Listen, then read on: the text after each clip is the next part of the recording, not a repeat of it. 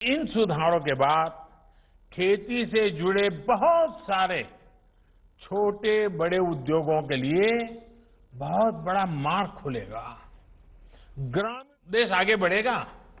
मैं आपको एक और उदाहरण देता हूं। मान लीजिए कोई नौजवान एग्रीकल्चर सेक्टर में कोई स्टार्टअप शुरू करना चाहता है। वो चिप्स की फैक्ट्री ही खोलना चाहता है। अभी तक ज्यादातर जगह होता यह था कि पहले उसे मंडी में जाकर आलू खरीदने होते थे, फिर वो अपना काम शुरू कर पाता था।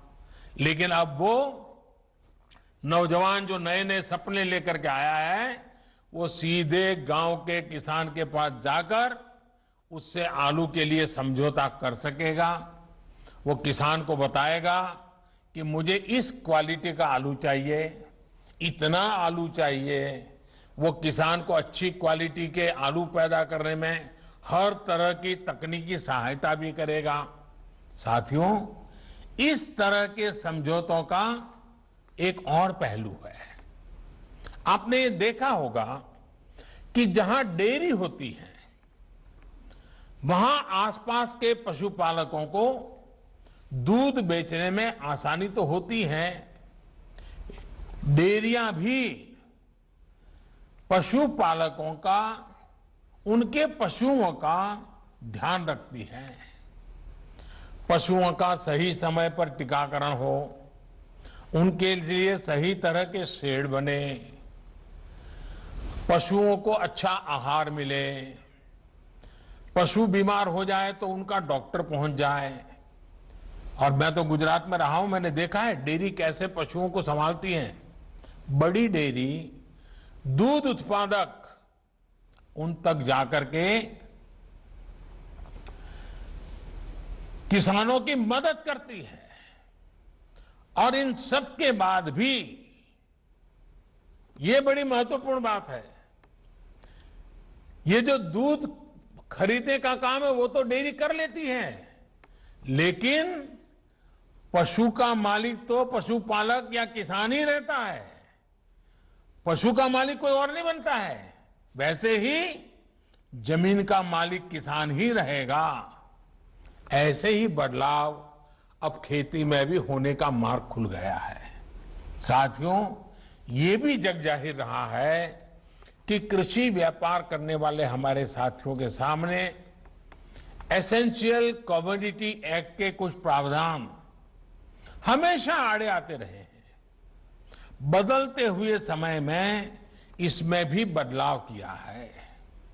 दालें, आलू, खाद्य तेल, प्याज जैसी चीजें अब इस एक्ट के दायरे से बाहर कर दी गई है।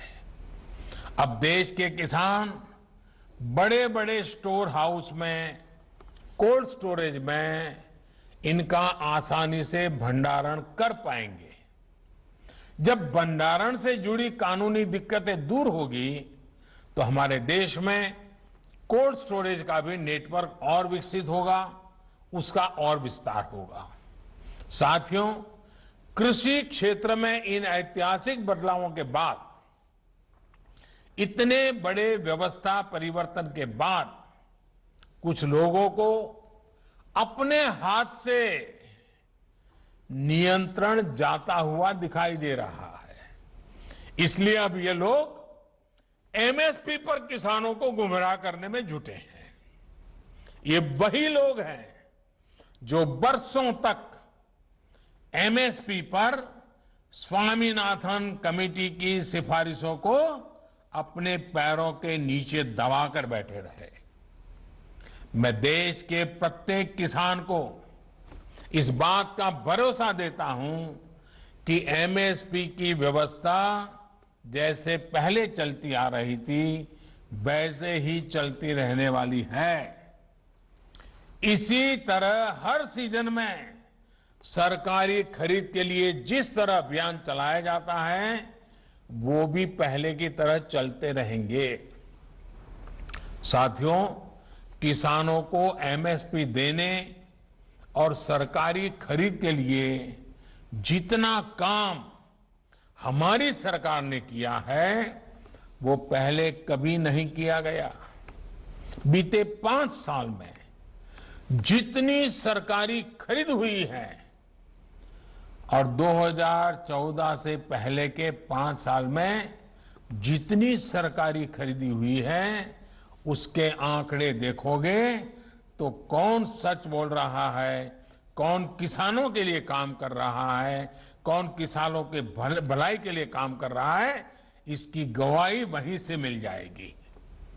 मैं अगर दलहन और तिलहन की ही बात करूं तो पहले की तुलना में दलहन और तिलहन की सरकारी खरीद करीब करीब 24 गुना अधिक हो की गई है। 24 गुना अधिक।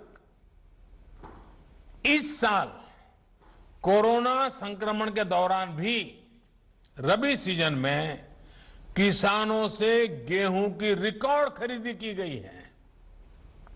इस साल रबी में गेहूं, धान, दलहन और तिलहन को मिलाकर किसानों को 1,13,000 करोड़ रुपए एमएसपी पर दिया गया है। ये राशि भी पिछले साल के मुकाबले 30% से ज्यादा है। यानी कोरोना काल में न सिर्फ रिकॉर्ड सरकारी खरीद हुई, बल्कि किसानों को रिकॉर्ड भुगतान भी किया गया है।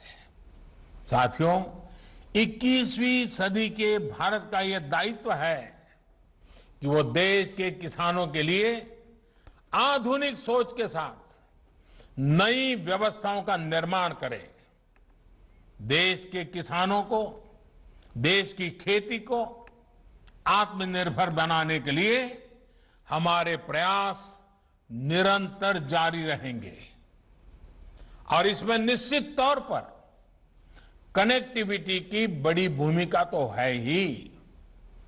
अंत में एक बार फिर कनेक्टिविटी के तमाम प्रोजेक्ट्स के लिए बिहार को, देश को बहुत बहुत बधाई देता हूं और मैं फिर एक बार आपसे वही आग्रह करूंगा कि हमें कोरोना से लड़ाई लड़ते रहना है, हमें कोरोना को पराजित करके रहना है। हमने हमारे परिवार के हर सदस्य को कोरोना से बचाना है और इसके लिए जो भी यम नियम तय किए गए हैं ఇక వ్యవసాయ బిల్లులపై ప్రధాని మోదీ ప్రశంసలు జల్లు కురిపించారు. ఇది అన్ని విధాలుగా రైతులకు ఉపయోగపడుతుందని చెప్పారు. కాకపోతే కొంతమంది వ్యక్తిగతంగా రాజకీయ ప్రయోజనాల కోసం అయితే